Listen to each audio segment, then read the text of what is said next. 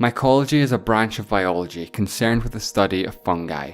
It might not sound like the most interesting thing to make a video about, but fungi are some of the most incredible and important organisms on the planet, and have been throughout the history of the Earth, possibly having been around for up to 1 billion years. Distinct from both plants and animals, fungi are their own separate kingdom, with literally millions of species coming in all shapes and sizes. One fungus to the next can be as different as a snake and a giraffe, or a chicken and a dung beetle. Although we might tend to think of mushrooms when we think of fungi, this is actually only the fruiting body of the fungus, with much more going on below the surface. Some fungi are microscopic, invisible to the naked eye, while one fungus, the humongous fungus, is believed to be the single largest organism that exists by area, covering 2,200 acres in the US state of Oregon.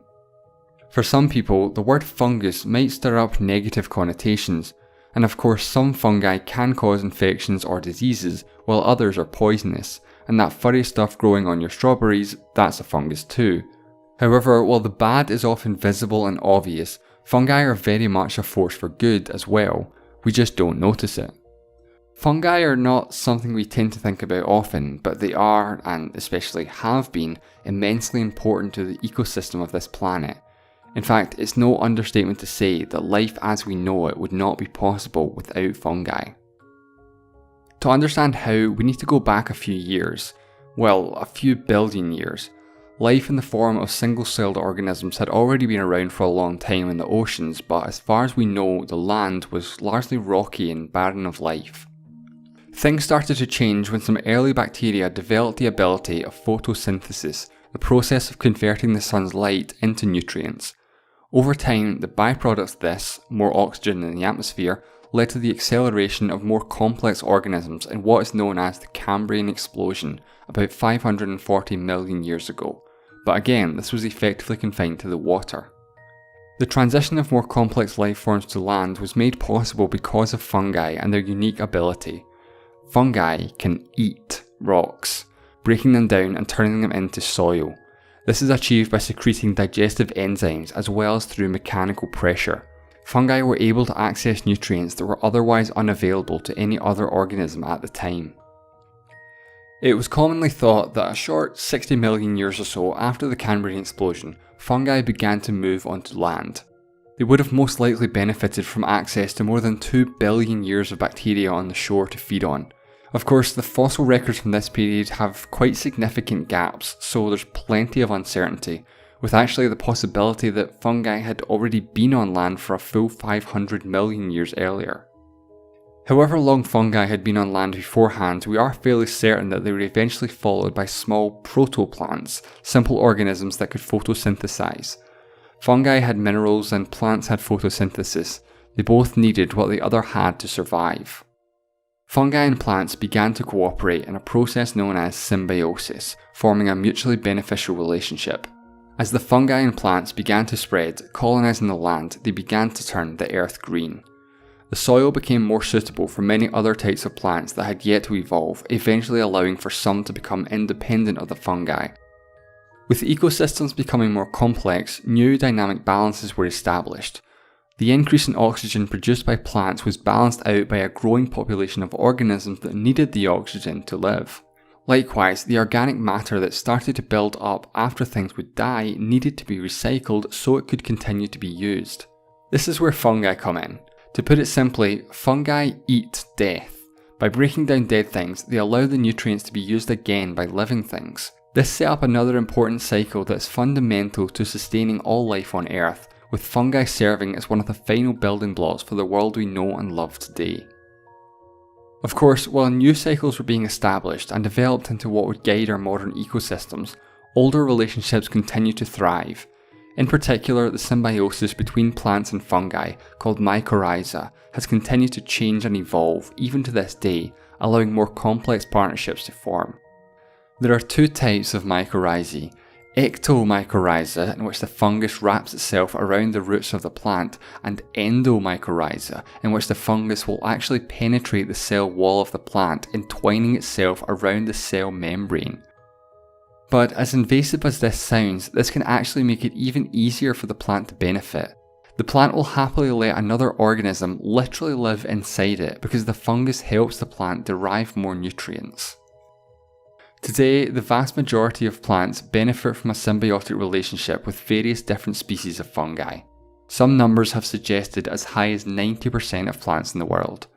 Some plants, after millions of years of evolution alongside fungi, still rely entirely on them for survival.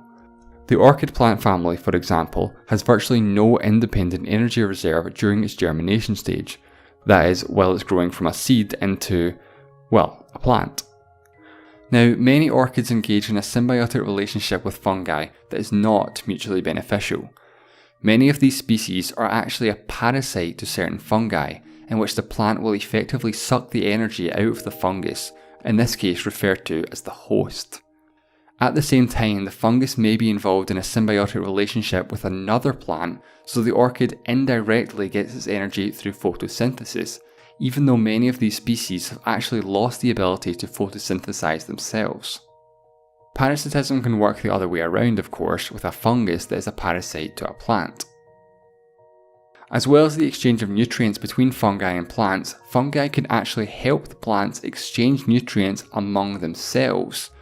For example, a small tree in a forest with limited access to sunlight could be fed more nutrients to help it, thus growing tall enough to be able to photosynthesize on its own. These more complex types of interactions between a fungus and potentially many different plants, from the smallest flowers to the tallest trees, are known as common mycorrhizal networks. Fungi are capable of connecting entire forests, which can sort of be thought of as nature's internet, or somewhat more comically, the wood wide web. Fungi are able to facilitate communication between plants, which can be especially strong if the plants are of the same species. Now, obviously plants aren't literally having a conversation with each other, they're not sentient. However, the communication they are capable of is still pretty impressive. While plants are able to communicate via the air as well, via the fungi is much more effective. Signals and cues are transferred between plants which can influence behaviour. For example, fungi can mediate the transfer of chemicals that plants produce to stunt the growth of their neighbouring rival plants, such as by depriving them of nutrients or inhibiting their photosynthesis. These so-called allelochemicals may be used against herbivores such as insects that might want to eat the plant. Alternatively, fungi can also facilitate the warning signals that affected plants send to unaffected plants, triggering the plant's defensive response. Such a response could come in the form of a chemical that acts as a repellent to the attacker, which could be a pathogen, something that gives plants diseases, or again, a herbivore. Of course, this isn't just the fungus being altruistic, it's just that it's in the best interest of the fungus that the plant survives, allowing the continuation of their mutually beneficial symbiotic relationship. Fungi have played a key role in the development of the world as we know it. They may not always be visible, and they're not usually something we think of as being all that important, but fungi are an unseen cornerstone of their ecosystems, silently pulling the strings behind the scenes, forging relationships with many other organisms, both alive and dead. Of course, it's not just plants that fungi interact with. Us humans have a long history with fungi as well. Whether it be as a food source or the yeast we need for our beer and bread, their medicinal purposes, pest control, and so many other uses, fungi have always been there. Always there as an influential part of not just the history of our planet, but of human history as well, both for good and bad. The topic of fungi has proven to be one of the most surprisingly interesting topics I've made a video about. This video was actually inspired by a very compelling documentary I watched called The Kingdom: How Fungi Made Our World. The documentary is available on CuriosityStream, which is the sponsor of this video. The documentary takes a much deeper look into the history of fungi and their symbiosis with plants, as well as how fungi have revolutionised medicine, their many other uses, and also the dangers posed by some fungi. This video was barely able to scratch the surface. CuriosityStream is an online streaming service with over 2,400 documentaries and non-fiction titles, with content spanning science, nature, history, technology, society, lifestyle, and much more. Membership starts at just $2.99 a month, and you can get started completely free with a 31-day trial by signing up at curiositystream.com/wonderwhy and enter the promo code WONDERWHY during the sign up process. A big thank you to CuriosityStream for sponsoring this video and for letting me use parts of the documentary in this video. And as always, thank you for watching, and I'll see you next time.